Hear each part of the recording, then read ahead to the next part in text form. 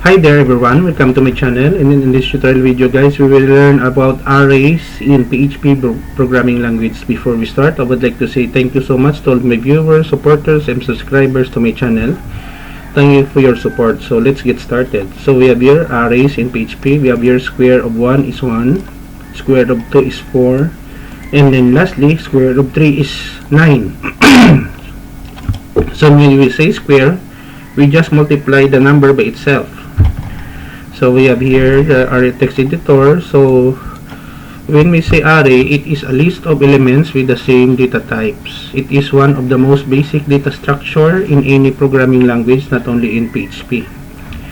So we have here $PHP print arrays in PHP. The title of our program, echo new line, $square equals array 1.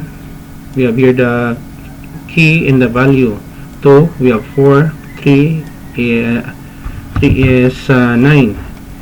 So to display, we are just using here the square of 1 is curly bracket $square parenthesis single quotation 1 single quotation close the bracket in curly bracket.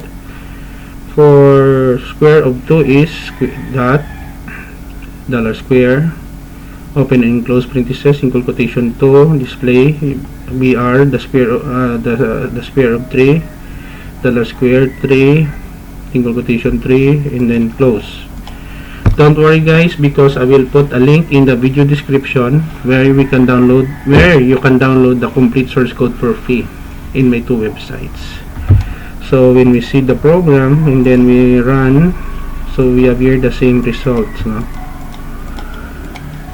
So if we want to change, no, let's say for example 4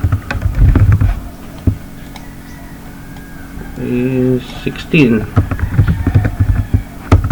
just for demonstration purposes. 4. Let's go back, refresh. 4, the square of 4 is 16. Okay, so we have the right result. So this is the end of our tutorial video guys on arrays in PHP programming language. I hope that you learned something new in this short tutorial video.